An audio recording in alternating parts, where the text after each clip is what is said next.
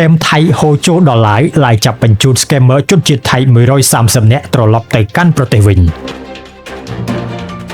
ប្រទេសថៃកំពុងជាប់ឈ្មោះជាបណ្ដាញអក្រិតកម្មឆបោកអនឡាញដ៏ធំនៅអាស៊ីអាគ្នេយ៍ខណៈពេលនេះបានរាលដាលឆ្លងទៅដល់ប្រទេសឡាវទៀតផងអាជ្ញាធរឡាវបានប្រើវិធានការក្តៅដែលបានចាប់បញ្ជូនជនជាតិថៃចំនួន130នាក់ត្រឡប់ទៅកាន់ប្រទេសវិញក្រោយប្រតិបត្តិការបង្ក្រាបបំបីសម្បុក scam អនឡាញដ៏ធំនៅក្នុងទីក្រុងវៀងច័ន្ទអាជ្ញាធរប្រទេសឡាវបានបញ្ជាក់ថាជនជាតិថៃទាំងនេះបានជួលបន្ទប់សម្ងាត់ក្បែរកាស៊ីណូ Vegas ដើម្បីបើកដំណើរការសកម្មភាពឆបោកអនឡាញចំនួន6ទីតាំងដោយក្នុងមួយខែពួកគេអាចរកចំណូលបានចន្លោះ 14,000 ទៅដល់